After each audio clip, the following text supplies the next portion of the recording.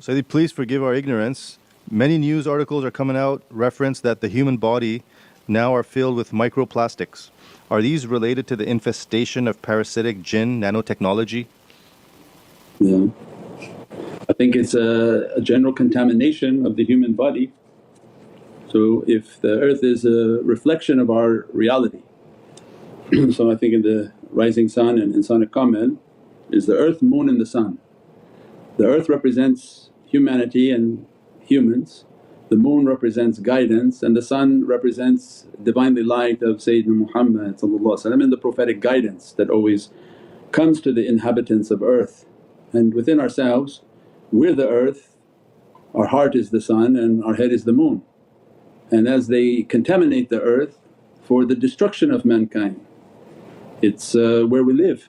So whoever is inspiring humans to destroy the earth, destroy the air they breathe, destroy the water they drink and contaminate the foods they eat, I'm sure if you've been following us you have that answer yourself. So yes, they're poisoning in the food, food is toxic, food is deadly. There's more chemicals than in like a science experiment. If you look at the label of any product, especially in the Western world, there should be about 3-4 ingredients: flour, water, sugar, maybe baking soda. But if you look, there's 27 ingredients or 30 ingredients, all chemicals, all this, all that. What are those ingredients?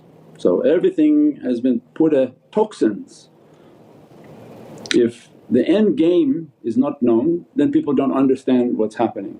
So nefarious beings, they know their battle one day will be with humans.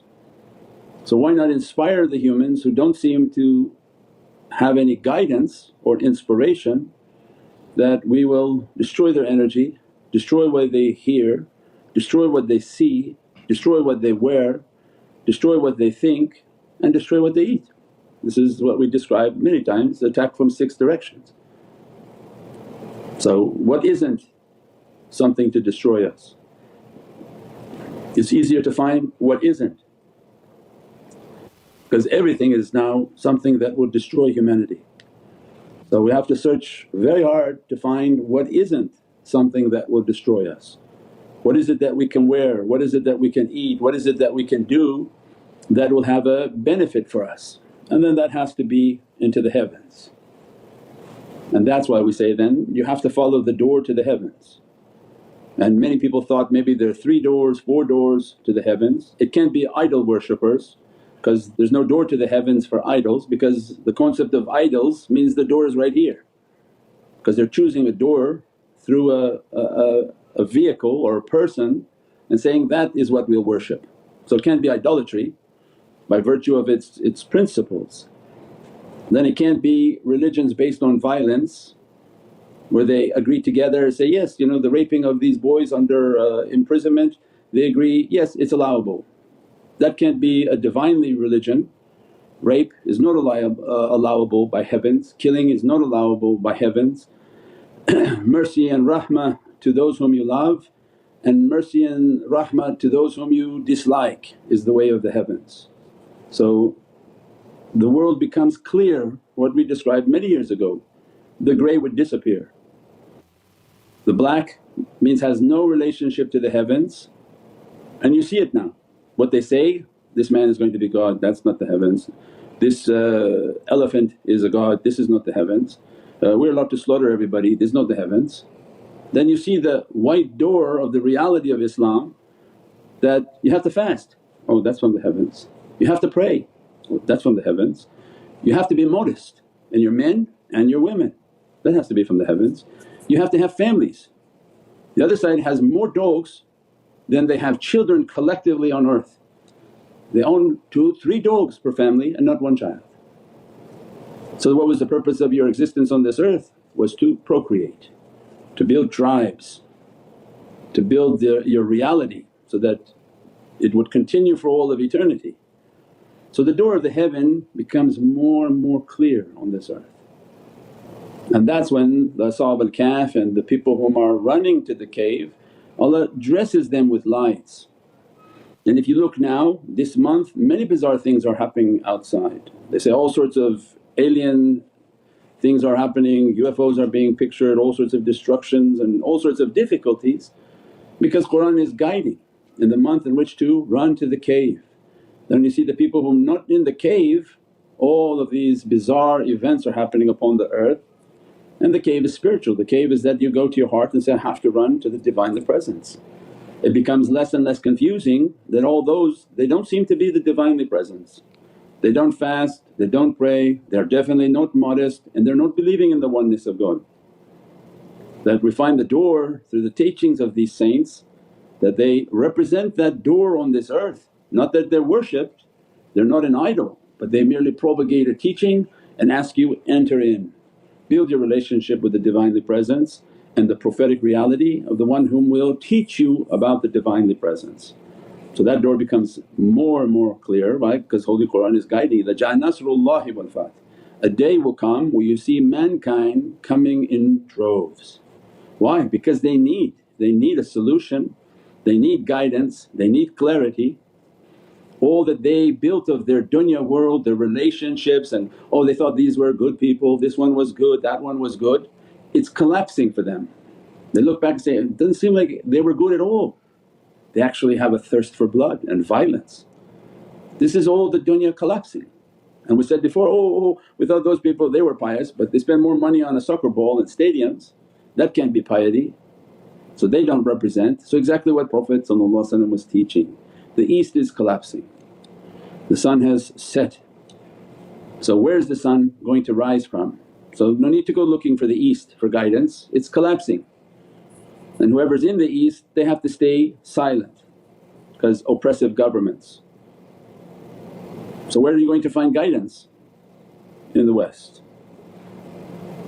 So then the reality and sunshine and the lights of faith will begin to appear from the realities of the West, in which they fed up with their material desires and that they begin to propagate the realities of the heavens.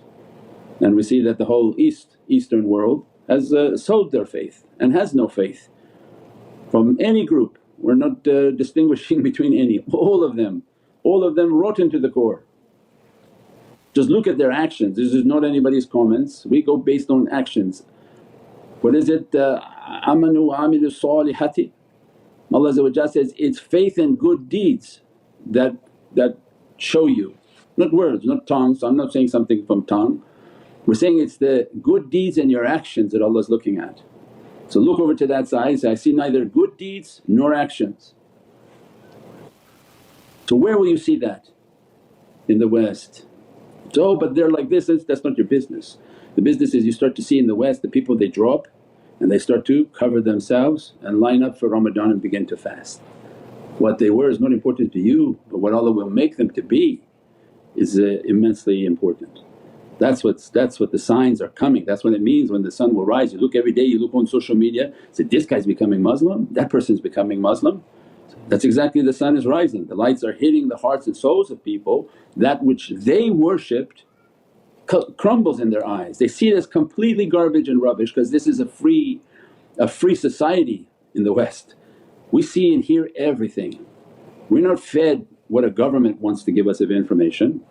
So as a result of being in the West, what happens? You see all the news, you see all of the things they're doing, and so what's happening to Western people? People who are born and bred in these areas, they see how corrupt what they thought was true became false.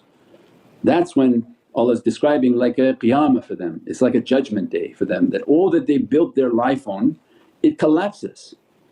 And they say, this is fake, that's fake, those people are fake, this is crazy, this is a lie, because they see it. It's not like North Korea, they don't see anything, they feel the leader he's God because they don't see anything else, they have no news, no media, no nothing.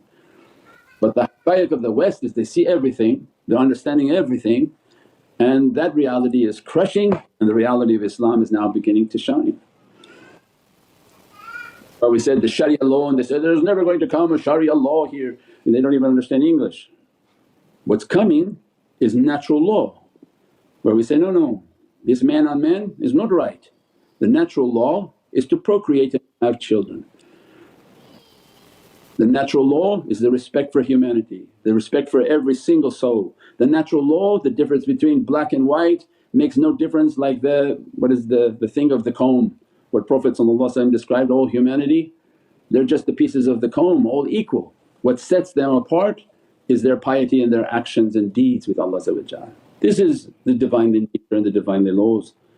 The laws of men that became corrupted and everything destroyed, tampered with, and favouring only certain groups of people whom have wealth and power, that the people will not suffice. So the natural law of realities, the reality of Islam begins to shine within the hearts of men and women. And this is what we're seeing in the West. In the Western world, the sun is beginning to shine on them and they can begin to see. And that's what he said, Divinely grace, I was once blind but now I see. This is important. And those in the East, everything collapsed. Their leaders have sold the religion